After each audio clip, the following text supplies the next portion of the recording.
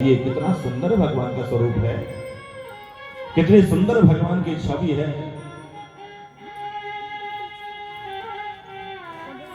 उस आंचले में बरामदे में सीढ़ी में बैठ करके उसी छवि का वो निहारते हुए यही प्रार्थना करनी चाहिए, प्रभु हे प्रभु आपकी कृपा मेरे पर बन जाए, बिना किसी कष्ट के, बिना किसी को कष्ट दिए हुए मेरा जीवन व्यतीत हो जाए, मेरा जीवन चला जाए, बस मुझे और कुछ नहीं चाहिए।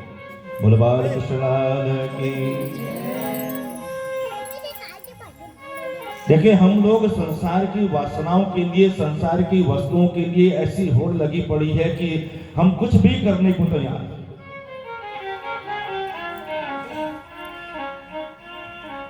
घर जोड़ने के लिए, संपत्ति जोड़ने के लिए, धन कमाने के लिए, जेवर जोड़ने के लिए, नाना प्रकार के जो भोग विलासता की जो वस्तुएं हैं उनको इकट्ठा करने के लिए हम कुछ भी करने को तैयार हैं।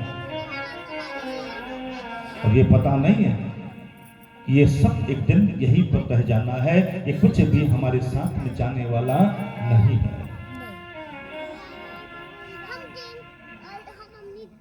हमारे साथ में अगर जाएगा तो मात्र हमारे किए हुए कर्म, हमारे किए हुए अच्छाइयां, या हमने अच्छाई नहीं करी, बुराई करेंगे बुराई जाएगी, अच्छाई करेंगे तो अच्छाई जाएगी।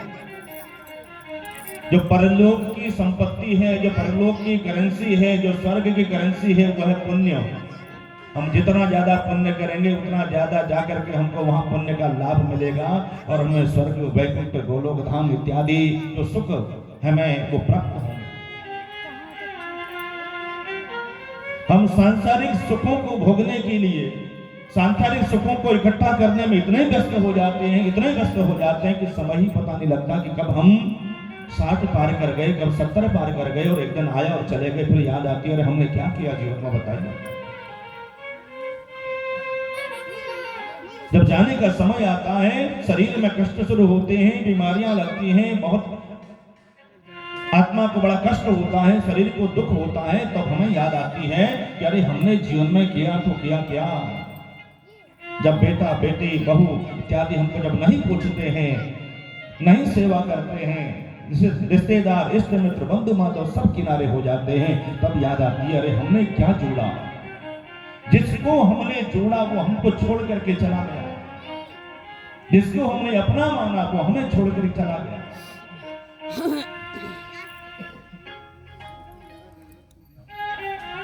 और आज के समय में हम लोग इसी भूल में लगे हुए हैं। और ये कथा भागवत सत्संग इसीलिए होता है कि हम देखो, धन कमाना कोई बुरी बात नहीं है, संपत्ति जोड़ना कोई बुरी बात नहीं है, बहुत अच्छी बात है। घर गृहस्थी के लिए बहुत धन कमाना चाहिए, रात दिन मेहनत करनी चाहिए, धन कमाना चाहिए, लेकिन उस धन का सदुपयोग भी तो करना चाहिए।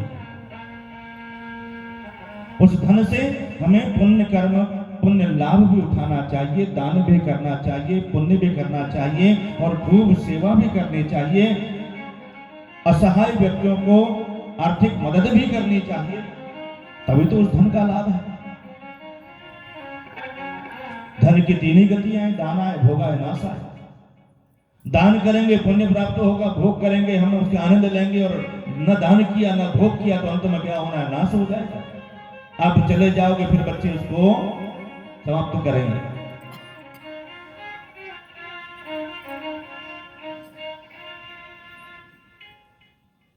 तो कल हमने जब कथा को विश्राम दिया था तो परीक्षित जी ने एक प्रश्न पूछा था, शायद आप लोगों को याद होगा। परीक्षित जी ने सुखदेव जी महाराज से एक प्रश्न पूछा था। क्या प्रश्न पूछा था, कोई बताएंगे?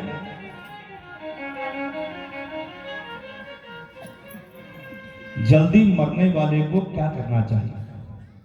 प्रश्न यही था कि राजा परीक्षित ने पूछा था कि महाराज ये बताएं कि जल्दी जिसकी मृत्यु है, जिसको जल्दी मरना है, उसको क्या करना चाहिए। और एक बात स्पष्ट कर दूं, कल भी हमने कहा कि संसार में किसी को पता नहीं है कब मर जाएगा, इसलिए प्रत्येक व्यक्ति को ये कर्म करना चाहिए। कौन सा कर्म? जो आज सुखदेव जी बता रहे हैं। सुखदेव जैसा संत, वीतरागी, भागवत के मर्मज्ञ, भगवान श्री कृष्ण के परम भक्त, आज राजा परीक्षित को श्रीमद् भागवत कथा सुनाना प्रारंभ कर रहे हैं। तस्माद् भारत सर्वात्मा भगवान ईश्वरो हरिः श्रोतव्यः कीर्तितव्यश्च स्तर्तव्यश्चेतथा भयम्। श्वास श्वास पर कृष्ण भजी वृथा श्वास जनिको हरि ना जाने या श्वास की आवन हो या हो।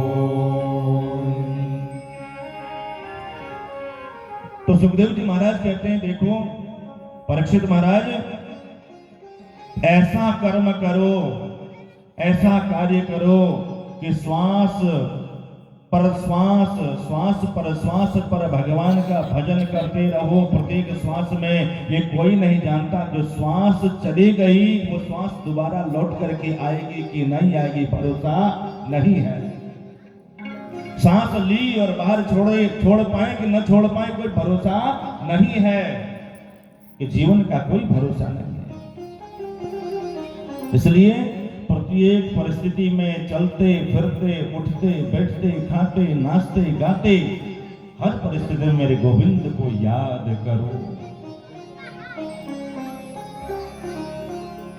कर से कर्म करहु विधि नाना, कर से कर्म करहु विधि नाना, ओ कर से कर्म करहु विधि नाना, कर से कर्म करहु विधि नाना, मन राखहु जहाँ कृपा निधाना, मन राखहु जहाँ कृपा निधाना, कर से कर्म करहु विधि नाना, कर से कर्म करहु विधि नाना, मन राखहु जहाँ कृपा निधाना, मन राखहु जहाँ कृपा निधाना, मन राखहु जहाँ कृपा निधाना। कर से कर्म करहु विधि नाना। बाबा तुलसीदास कहते हैं अपने हाथों से कर्म माने हाथों से समस्त कार्य करिए सांसारिक घर परिवार के, लेकिन मन कहाँ रखना है? जहाँ कृपा निधाना, जहाँ परमात्मा है, जहाँ भगवान है, अपने मन को भगवान के चरणों में लगाते हुए सांसारिक समस्त कार्य करो। मन राखो जहाँ कृपा निधाना। यही जीवन जीने का सबसे बड़ा मंत्र है। अपने मन को गोविंद के चरणों में बांध लो, अपने मन को अपने इष्ट के चरणों में बांध लो। लेकिन हम सांसारिक वस्तुओं में इस तरह से खो जाते हैं कि अपने चरणों को, अपने मन को भगवान के चरणों में कहां, इस संसार में इस तरह से बंधन में फंस जाते हैं कि भगवान की तो याद ही नहीं रहती। अरे आप चलते रहिए, फिरते रहिए, घूमते रहिए, भोजन करिए, नाचिए, गाइए, बैठिए, उठिए, हंसिए, लेकिन मन आपका परमात्मा के वहां होना चाहिए। कोई न कोई भगवान के इस मूर्त को, जो आपका इष्ट है, जो आपका आराध्य है, इस गोविंद को, इस परमात्मा को, इस ठाकुर को अपने हृदय में बसा के चलो। आपके साथ होगा या आप उसके साथ चलने लगेंगे तो आपके हाथ से कभी कोई गलत कार्य नहीं होगा, आपका मन कभी गलत मार्ग में जाएगा ही नहीं।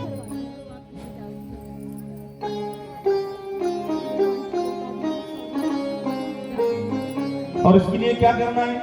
आचार्य सुखदेव कहते हैं कि परीक्षित, सबसे पहले अपने मन को कंट्रोल करना है, अपने मन को बस में करना है।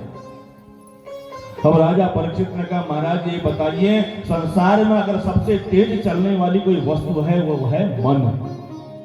हम यहाँ बैठे हैं, आप यहाँ बैठी हैं और आपका मन गया घर, कहीं कुंडा लगा के आए कि नहीं आए है? कहीं कोई आने वाला था वो आ तो नहीं गया होगा। बच्चे स्कूल से पहुंचे नहीं पहुंचे, मन आपका वहां है, हम बैठे हैं घर में, तन यहाँ है और मन घर में चला गया। तन यहाँ है, मन दिल्ली पहुंच गया, मन बंबई पहुंच गया, एक सेकंड भी नहीं लगता। इसलिए तो आचार्य सुखदेव कहते हैं ये मन सबसे बड़ा चंचल है, ये मन सबसे बड़ा चंचल। इस मन को बस में करने के लिए हमें 4 बातों का ध्यान रखना चाहिए। क्या? जितासनो जित श्वासो जित संगो जितेन्द्रियः स्थूले भगवतो रूपे मन संधार्ये धिया। 4 चीजों का नियम अपने जीवन में बना लेंगे तो हमारा मन हमारे बस में हो जाएगा। सबसे पहले है जितासनो। जितासनों का मतलब अपने आसन को जीतिए। 3 घंटा 4 घंटा एक आसन में बैठने का नियम बनाइए। जितासनो, अपने एक को अपने में स्थिरता लाइए। क्या कहने का मतलब? अपने में स्थिरता लाइए। हम यहाँ पर 4 घंटा 4.5 घंटा बैठते हैं और आप लोगों को देखते हैं, कभी इधर पैर उठाते हैं, कभी इधर पैर उठाते हैं, कभी इधर घूमते हैं, कभी उधर घूमते हैं। कारण क्या? आसन सिद्ध नहीं है। हाँ, किसी को तकलीफ है, बात अलग है। कोशिश करनी चाहिए। इसके लिए क्या करना पड़ेगा? आपको जल्दी सुबह उठ करके स्नान करके संध्या वंदन मंदिर में बैठे पूजा करें, ध्यान करें, तो उससे अपने आसन को सिद्ध करिए। सबसे पहला नियम है जितासनो। और दूसरा नियम है जित श्वासो, अपने श्वासों को जीतना। आज तो रामदेव बाबा ने इतना प्राणायाम, इतना अनुलोम विलोम सिखा दिया, इतना योग सिखा दिया लोगों को, अपने प्राणों को, अपने श्वासों को रोकने के लिए, प्राणायाम करने के लिए। जित श्वासो, प्रातः काल ब्रह्म मुहूर्त में उठ जाना चाहिए। 5 साढ़े 5 बजे के बाद सोना नहीं चाहिए। लेकिन आजकल की परिपाटी बड़ी खराब हो गई है, ब्रह्म मुहूर्त सब भूल गए। यहाँ तो फिर भी ठीक है, बड़े बड़े शहरों में जाइए, रात को 2-2 बजे तक ड्यूटी कर रहे हैं, ऑनलाइन काम कर रहे हैं, कम लैपटॉप में सुबह सो जा रहे हैं और सुबह को 10 बजे 11 बजे उठ रहे हैं। फिर जाके तब सूर्य जो है सर के ऊपर चढ़ जाता है, तब वो नींद खुलती है। तो बच्चे भी आजकल पढ़ाई की पद्धति बदल दी बच्चों ने। पहले से हमारे ऋषि मुनि कहते थे, शास्त्रों में कहा जाता था ब्रह्म मुहूर्त में पढ़ा हुआ याद होता है, बेटा जल्दी 4 बजे उठो पढ़ाई करो। लेकिन आजकल रात को 2 बजे तक पढ़ रहे हैं और सुबह ब्रह्म मुहूर्त में सो जाते हैं। नहीं जी, सुबह नहीं उठेंगे, रात को पढ़ेंगे हम एकांत में। ब्रह्म मुहूर्त का अपना महत्व है। वो भूसा काल, वो ब्रह्म मुहूर्त, सूर्योदय से 1.5 घंटा पूर्व ब्रह्म मुहूर्त कहा जाता है। उस ब्रह्म मुहूर्त में उठेंगे, स्नान करेंगे, संध्या करेंगे, वंदन करेंगे, प्राणायाम करेंगे, भगवान का भजन करेंगे या कोई चीज का अध्ययन करेंगे, वो आपके दिमाग में ऐसे बैठ जाएगा, ऐसे फिट हो जाएगा कि कभी डिलीट होने वाला नहीं है। ये ब्रह्म मुहूर्त का फल है।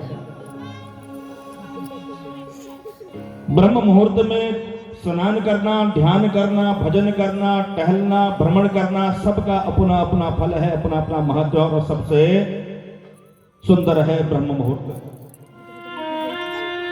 उस ब्रह्म मुहूर्त में अपने प्राणों का आयाम करना, प्राणायाम करना, श्वासों को जीतने के लिए अनुलोम विलोम करिए, श्वास रोकिए। पहले से शास्त्र कहते थे प्रातः काल उठते ही सब लोग पहले क्या करना चाहिए? बिस्तर में उठते ही अपने दोनों हाथों को अपने सामने लाना है। कराग्रे बस्ते लक्ष्मी कर मध्य सरस्वती कर मूले तो ब्रह्मा प्रभाते कर दर्शनम। दोनों हाथों में देवताओं का ध्यान करते हुए और उसको अपने मुंह पर ऐसे हाथ फेरते हुए हाथ जोड़ के प्रणाम करना है। फिर पृथ्वी को प्रणाम करना है और फिर जाके उसमें चरण रखना चाहिए। आजकल प्रभाते कर दर्शनम नहीं होता। ये सुनती हो चाय बन गई है, प्रभाते कप दर्शनम। कर दर्शन नहीं, सबसे पहले आवाज लग जाएगी रसोई में गई हो कि नहीं गई हो, अरे चाय तो बना दो। कप का दर्शन पहले करेंगे, तब पांव नीचे रखेंगे, फिर उसके बाद चलेंगे। नियम यह है, अपने हाथों का दर्शन करें, पृथ्वी माँ को प्रणाम करें। हे माँ पृथ्वी, तेरे ऊपर मैं चरण रखने जा रहा हूँ, तेरे ऊपर मैं चलने जा रहा हूँ, मुझे माफ करना, मुझे क्षमा करना। तुम मेरा वजन सहन कर रही है, मुझे चलने के लिए जगह दे रही है। उस माँ धरती को प्रणाम करते हुए आगे बढ़ना, अपने घर के बुजुर्गों को प्रणाम करना, माता पिता को प्रणाम करना, ये हमारा नियम होना चाहिए। जित श्वासो। तीसरी बात आती है जित संगो। संग सबसे अच्छी भी है और संग सबसे खराब चीज भी है। हम संसार में जिस किसी का भी संग करते हैं तो हम वैसे ही हो जाते हैं संग। अगर हम शराबियों का संग करेंगे, कबाबियों का संग करेंगे, चोर लुटेरों का संग करेंगे तो एक न एक दिन हम भी चोर बन जाएंगे, हम भी शराबी बन जाएंगे। अगर नहीं भी बनेंगे तो उसके चक्कर में फंस जरूर जाएंगे। किसी चोर की संगति करोगे, चोरी आपने नहीं की लेकिन चोर आपका अगर मित्र हो गया तो पूछताछ के लिए आपको भी थाने बुलाया जरूर जाएगा, बोले पता। तो जैसा संग करोगे वैसे आपकी बुद्धि होगी और वैसे आपको फल प्राप्त होगा। सबसे पहले अपने आसन को जीतना है, फिर अपने श्वासों को जीतना है, फिर अपने संग को जीतना है, और चौथी बात है जितेंद्रियः, अपने इंद्रियों को अपने वश में करना है। देखिए, आंख कहती है कि अच्छी चीज देखनी है, अच्छी सिनेमा देखनी है, मुख कहता है, जीभ कहती है अच्छा स्वाद रसगुल्ला खाना है या कोई स्वादिष्ट चीज हमको ग्रहण करनी है, कान कहते हैं अच्छी चीज सुननी है, नाक कहती है अच्छी सुगंध चाहिए। ये इंद्रियां अपनी अपनी ओर खींच रही हैं। उन इंद्रियों के बस में आज हम हो गए हैं। उन इंद्रियों के उस वासना को पूर्ण करते करते हमारा पूरा जीवन निकल जाता है। मुंह के स्वाद के लिए अच्छी चीजें ढूंढने चले जाते हैं, आंखों के आनंद के लिए अच्छी सिनेमा देखने चले जाते हैं, कानों के स्वाद के लिए हम अच्छी संगीत को सुनने के लिए चले जाते हैं। ये जो इंद्रियां हैं, ये इंद्रियां 5 कर्मेंद्रियां और 5 ज्ञानेंद्रियां, ये 10 इंद्रियां हमको अपनी अपनी ओर खींच रही हैं। और उन इंद्रियों की अभिलाषाएं, भोग विलासता को पूरा करने के लिए पूरा जीवन हमारा व्यतीत हो जाता है। आचार्य सुखदेव कहते हैं, राजा परीक्षित, इन इंद्रियों को अपने बस में करो। इन इंद्रियों को वश में करने का तरीका है, अगर आपको अच्छी चीज देखने का, अच्छा भोजन करने का मन है, भोजन करिए, उसमें कोई दोष नहीं है। उस भोग को पहले भगवान के मंदिर में अर्पण करिए और उसे प्रसाद रूप में ग्रहण करिए। आपकी इच्छा भी पूर्ति हुई और भगवान को भोग भी लगा, और आपको भोग के बदले में क्या मिला? प्रसाद मिला।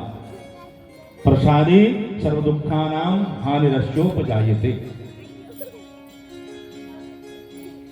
आपको अच्छा जेवर पहनने की इच्छा है कि बढ़िया पहने, आप उस जेवर को बनाइए, पहले भगवान को अर्पण करिए, फिर जाके पहनिए, उसमें कभी दोष नहीं आएगा। इसलिए बता रहे हैं आपको कि उसमें विकृति नहीं आएगी। क्यों? वो भगवान की उतरण है, भगवान का वो चढ़ा हुआ है, आपने ग्रहण कर लिया तो आपके मन में इसमें अभिमान नहीं आएगा। जो अन्न आपने भगवान को चढ़ाया, वो आपने ग्रहण किया, उससे आप बीमार नहीं होंगे, आपका मन खराब नहीं होगा। आपको अच्छा वस्त्र पहनना है, रेशमी सिल्क पहनने का मन है तो पहले भगवान के लिए बनाइए, फिर पहनिए।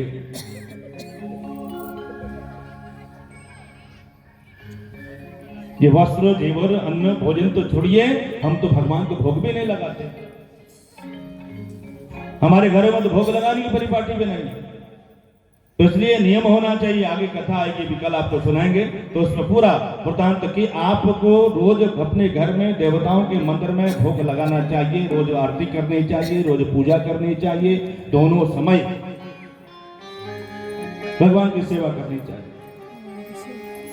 तो अर्थात कहने का मतलब है कि संसार में जब भगवान को हम प्राप्त करने के लिए प्रयत्न करते हैं तो हमको इन 4 बातों का ध्यान रखना है। अपने श्वासों को जीतना है, अपने आसन को जीतना है, अपने इंद्रियों को जीतना है, अपने संग को जीतना है। ये चारों चीजों में अगर हमारा कंट्रोल हो गया, अगर हमारी बस में हो गई, तो परमात्मा हमारे साथ है, परमात्मा हमेशा हमारे साथ में रहेगा। बलवाल कृष्णाल की।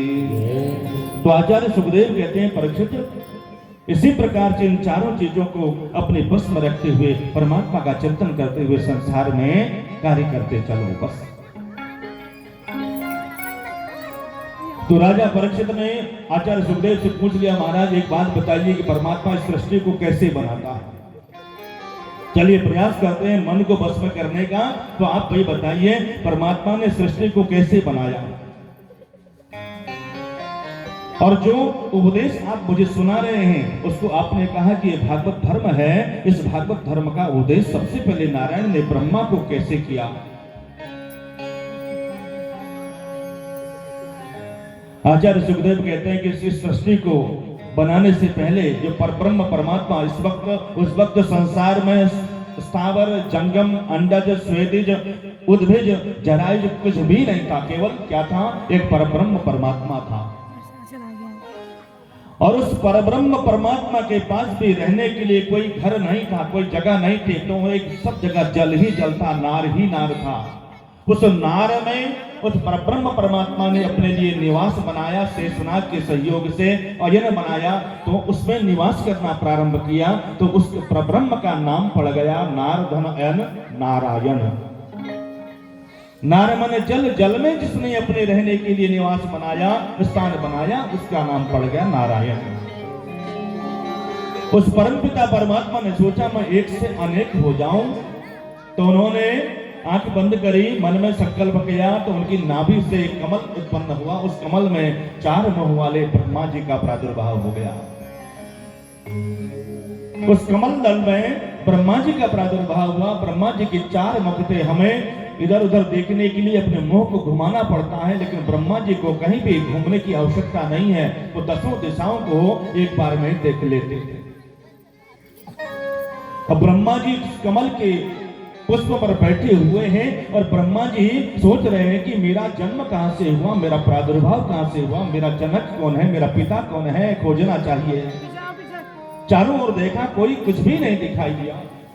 वो कमल की नाल से नीचे उतरे और कभी नीचे उतरते, कभी ऊपर जाते, लेकिन हजारों दीर्घ वर्ष बीत गए, लेकिन उन्हें कुछ पता नहीं लग पाया कि मेरा जनक कौन है, मेरा उद्गम स्थान कहां से है, मैं कहां से उत्पन्न हुआ हूं।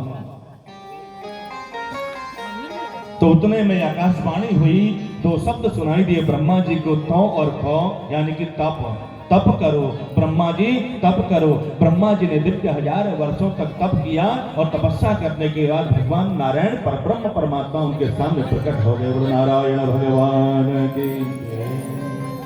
जब नारायण प्रकट हुए, नारायण ने कहा ब्रह्मा जी मैं तुम्हारा जनक हूं, मेरी नाभि कमल से तुम्हारा प्राकट्य हुआ है। ब्रह्मा जी ने हाथ जोड़ के कहा महाराज मेरे लिए आज्ञा क्या है। भगवान ने कहा मैं तुम्हें संसार का विधाता बनाता हूं, मालिक बनाता हूं। आज से संसार को तुम्हें बनाना है। संसार के आप विधाता हैं। ब्रह्मा जी ने तुरंत चरणों में प्रणाम किया कि महाराज आप ये बताइए, इतनी बड़ी सृष्टि का मुझे विधाता बना रहे हैं, अगर मेरे अंदर कुछ जरा सा भी अहंकार आ गया, मेरे अंदर लोभ आ गया, मेरे अंदर घमंड आ गया, अभिमान हो गया, तो फिर क्या होगा बताइए। अरे मैं तो एक छोटा सा हूं। देखिए इस कलयुग में 10-5 करोड़ रुपए किसी के पास आ जाए, 2-4 लाख रुपया किसी के पास आ जाए, या कहीं पर किसी कोई छोटा मोटा पद मिल जाए, तो उतने में ही इतना अभिमान आ जाता है। और विधाता कहते हैं महाराज आप तो मुझे पूरी सृष्टि का मालिक बना रहे हैं, पूरी सृष्टि का विधाता बना रहे हैं।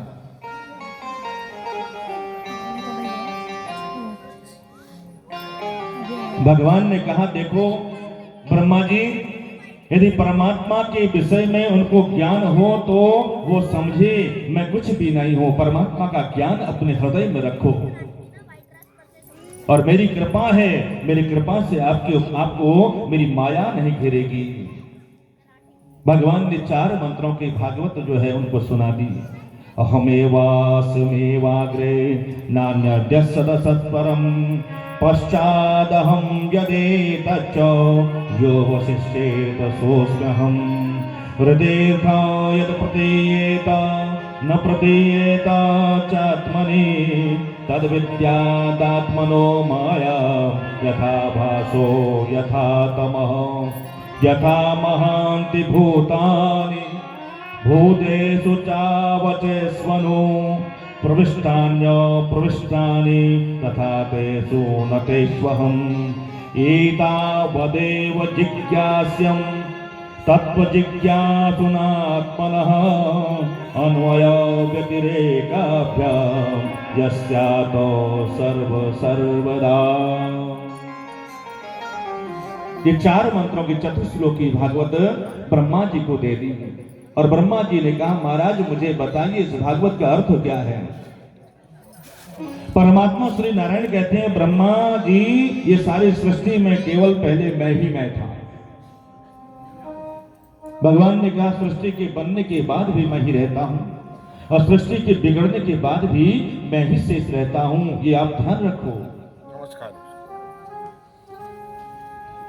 उदाहरण से समझाएं, आप कहें कि महाराज ये 2 किलो की एक ईंट लेकर के आप आओ सोने की और आपने हमें दे दी। आपने कहा कि महाराज ये ईंट ये सोने की 2 किलो की ईंट है, इसे आप रखिए, ध्यान दीजिएगा। हमने कहा ठीक है महाराज 2 किलो की सोने की ईंट हमने रख ली और उसके हमने 50 टुकड़े बना दिए साहब। एक की नथनी बना दी, एक का कंगना बना दिया, एक का शेषफूल बना दिया, एक के कुंडल बना दिए, ऐसे करते करते 50 जेवर बना दिए हमने। वो सोने की ईंट है, पहले भी सोना था, जेवर बनाने के बाद भी सोना रहा और उसके बाद भी हमने कहा चलो एक दिन वो सारे जेवर उठाए, एक उखली में डाल दिए और मूसल से कूट दिया और एक सोने का ढेला बना के रख दिया। बोला मैंने क्या है? बोला ये पहले भी सोना था, जेवर बना तो भी सोना ही है और हमने मिला के रख दिया तो भी सोना ही है, सोना तो सोना है। तो परमात्मा ने कहा इसी प्रकार मैं भी सृष्टि में, सृष्टि बनने से पहले भी मैं था, बनने के बाद भी जितनी सृष्टि में है ये चल चलाते रहे सब मैं ही हूं और ये सब सृष्टि का जब लय हो जाएगा तो उसके बाद भी शेष जो बचेगा वो भी मैं ही बचूंगा। यह है परमात्मा, यह है नारायण।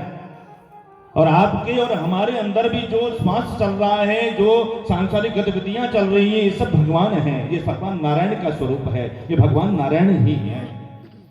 जड़ और चेतन में समस्त सृष्टि में वो व्याप्त है। यथा महांत भूतानि भूतेषु चास्वनेषु प्रविष्टान्य प्रविष्टानि तथा तेषु न तेष्वहम्। ये पृथ्वी जल तेज वायु आकाश इन 5 तत्वों में से दुनिया मिलकर के बनती है। 5 तत्वों से दुनिया मिलकर के बनती है, 5 तत्व मिलकर के दुनिया बनती है और इन 5 तत्व दुनिया के बाहर भी हैं, हमारे शरीर के बाहर भी हैं और शरीर के अंदर भी है। वही 5 तत्व बाबा तुलसीदास जी ने बहुत सुंदर चौपाई लिखी है।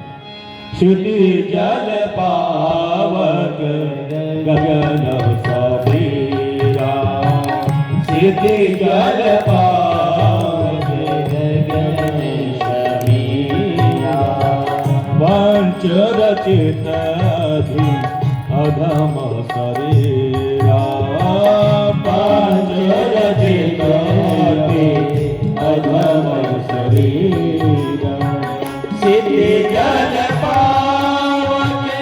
गगन सबीरा, क्षिति जल पावक गगन सबीरा, पंच रचित अधम शरीरा, पंच रचित अधम शरीरा, क्षिति जल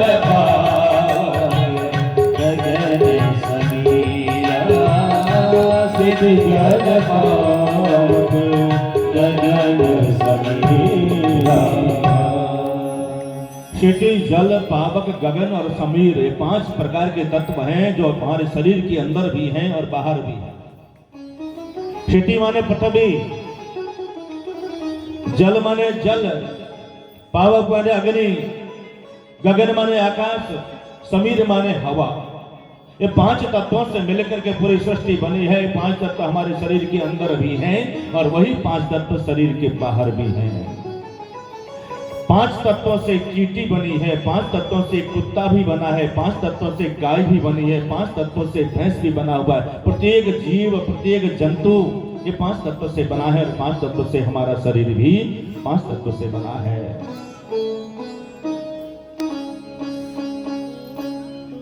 भगवान कहते हैं ऐसे ही मैं दुनिया में रहकर भी दुनिया से अलग हूं और अलग रहकर भी सारी दुनिया में व्याप्त हूं। और आत्मा के तत्वों को समझने वाले जिज्ञासुओं को यही समझ लेना चाहिए कि अनेक रूप से जो सर्वत्र विद्यमान रहे वही दिव्यात्मा है, वही दिव्यात्मा है। और भगवान ने कहा कि विधाता, ये जो मैंने तुम उपदेश दिया है इसी उपदेश का नाम है भागवत।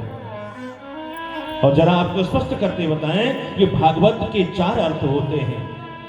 पहला अर्थ भगवान का जो हो जाए वो भागवत है, और भगवान के भक्त का नाम भागवत है, भगवान के निवास का नाम भागवत है, और भगवान के उपदेश का नाम भागवत है। ये 4 प्रकार के भागवत है।